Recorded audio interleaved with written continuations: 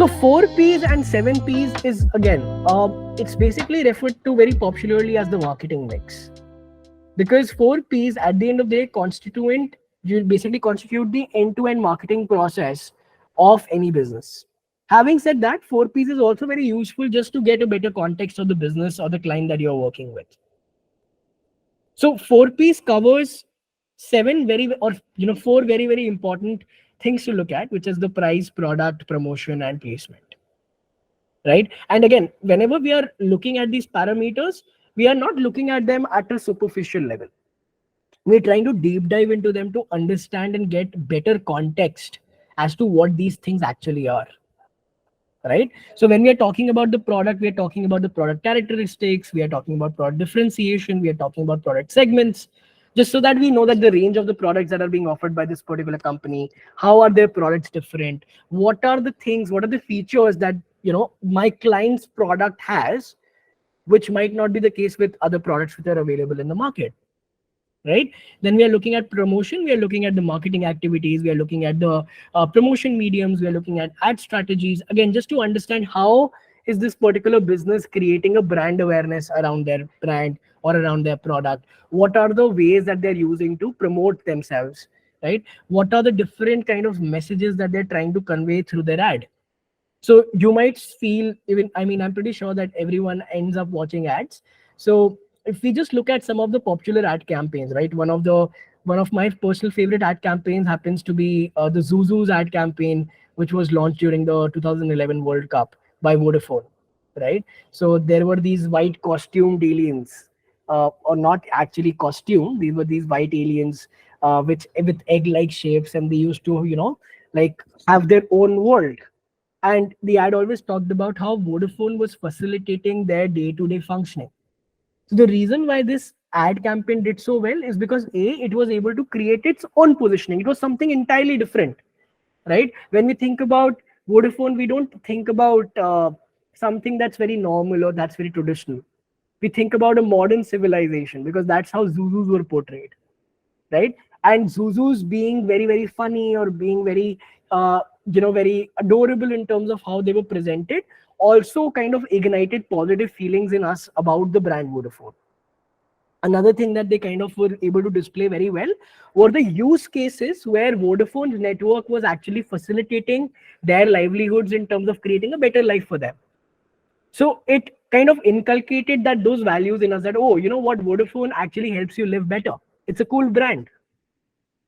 Make sense? So ad strategies themselves could influence how someone thinks about a brand. Same thing goes for the marketing activities. So if someone is reaching out to you, like ringing your doorbell and trying to sell you a product, versus if someone is actually, a brand is getting featured in between a World Cup match, how you perceive them would be very different. Make sense? Okay, moving on. We have the placement. So when we talk about the placement, we are talking about how is the product being distributed. So we are not just talking about, hey, this particular uh, product or this particular business has a shop in Delhi in CP. We are not just talking about that. We're talking about how is this business ensuring that whatever product that is being built is being given to the customer. How is the entire handling process happening, right? Which is exactly what a distribution process is. So some businesses have their distributors in terms of having wholesalers. Wholesalers then sell the product to retailers, and the retailers then sell it to the customer. But also we have other kind of distribution networks where a business might just be might have created their own distribution network, and people might have an opportunity to directly buy from the website of that particular brand. That is a very different way. So when we are studying placement, we need to talk about the entire supply chain as well as the end-to-end distribution of that particular business's products, so that we are able to understand how the good is being built and then being like given away to the customer. Actually, as we are talking about placement, so can we discuss the example of Decathlon? Because as far as I know that the company Decathlon is not relying upon the other retailers or wholesalers to distribute and sell their products. They Mhm. are actually embedding their own stores and retail outlets to sell and offer their products. So I think it will be a concept of placement which they are following, of not allowing any other intermediary than their own company to distribute their products. See, Utkarsh, at the end of the day, every business has their own placement strategy, right? So, I mean, you're giving a very good example of DCAT, and they've done a great job in terms of putting up their own offline stores. And if you now notice, even if you visit their offline store, the people who are present in the store will ask you to still purchase the product online. Why? Because the cost of having an online distribution network is relatively lesser than having offline distribution. But Yeah, Decathlon realized that it is very important for them to have an offline presence as well, because the kind of products that they sell, which could be sports gear or it could be, cheap but very very durable clothes. That is something that you would only understand when you actually get to touch and feel them, which is something that exactly. you might not actually get by if you're shopping online.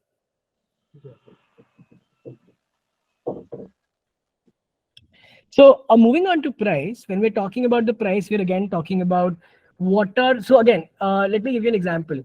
Recently, Maruti launched a very, very good car. I'm forgetting the name, but I think it was priced in north of around 40 lakhs, right? I'm sure that some of you might have heard the name, but I'm not able to Invicto, recall it.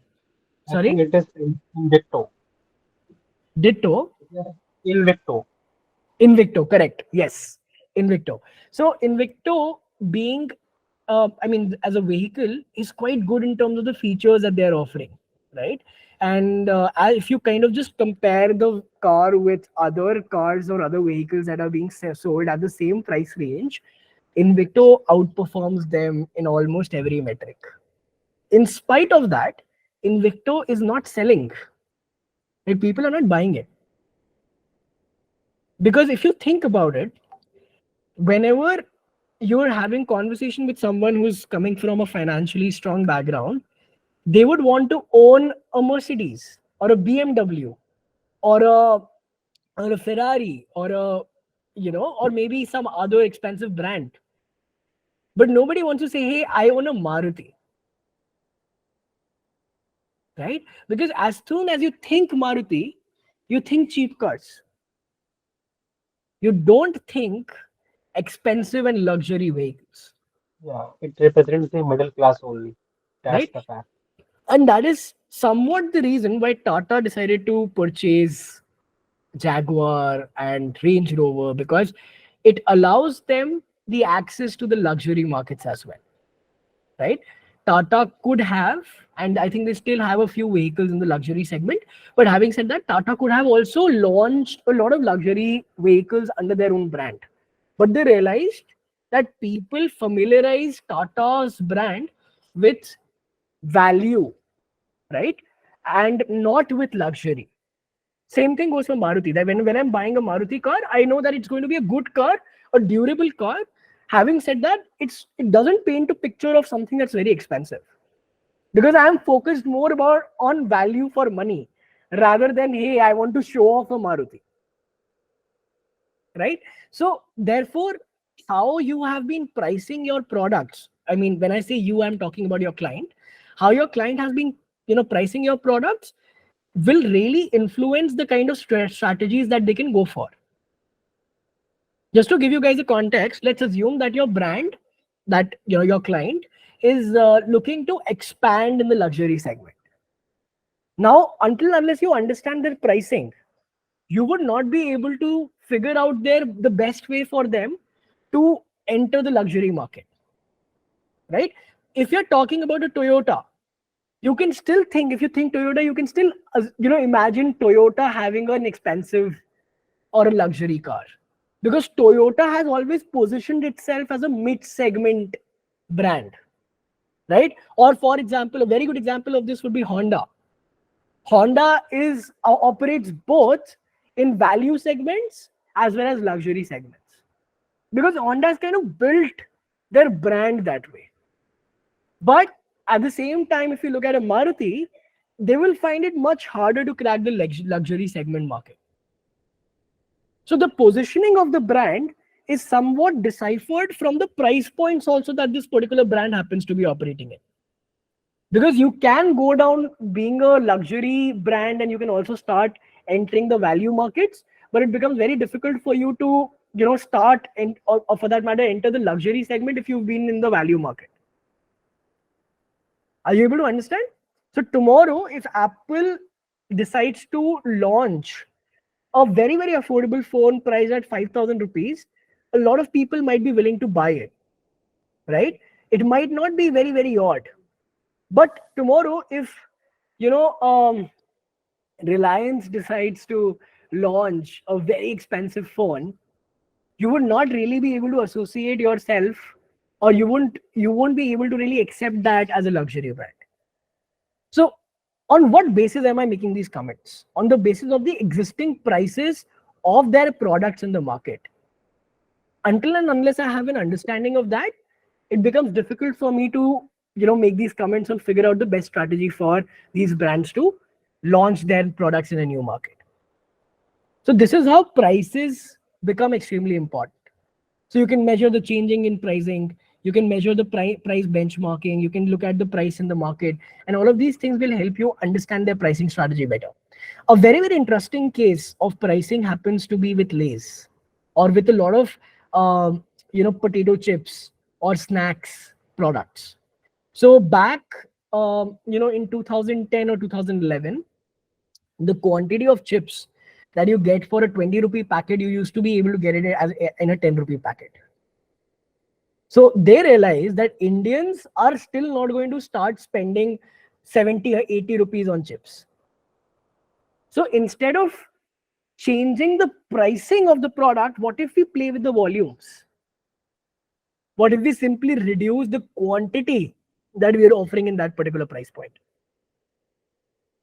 And that strategy worked out really well for Lay's, or for a lot of chips brands, right? Be it Kurkure, be it some of the other brands that you look at. So you need to really understand the pricing situation for that particular brand to be able to comment on the kind of strategies that they can possibly go for. Yes, even Parley did the same. So 4Ps in a way is the marketing mix, but again, it plays a very, very important role in helping you understand how the brand is positioning themselves, how are they operating, what's making them unique, and so on and so forth. But of course, there are some other Ps also that you can look at: people, processes, and physical evidence. So when we talk about people, we talk about the staff, which happens to be, or the people who are actually running the show, who are working with the brand. Then we talk about processes. We talk about the step-by-step value creation process which takes place in a brand, right? For example, your if you talk about a huge agricultural manufacturing brand, how is a harvested crop getting or becoming packaged wheat? That entire process is a step by step process where at every level a certain kind of value is being created, right? That is exactly what processes are. Make sense? And then of course we have the physical evidence, which has more to do with how the product or the service feels like. What is the brand doing to make it memorable by offering something that you can actually touch and see? So let's assume that you go for a haircut, okay? And haircut is a service, so it is not something that I can hold. I can hold my hair, but I can't hold haircut, right? That's not physically possible. But if I'm getting a tag or a scratch card, then that's a part of the physical evidence that I'm getting with that particular service, right? So often, what a lot of brands might do in case they're a service brand is that they will give you something to remember, something to recall. So it might not be only associated with products. Whenever we think about physical evidence, we only think about the product side of the things. So product value addition, of course, it comes under the product segment, but the thing that's actually adding value to the product is what the process is all about. Are you able to understand the difference? So you're right, value addition or value proposition comes under the product, but when it comes to what is actually creating value for the product as it's being processed, those are the processes.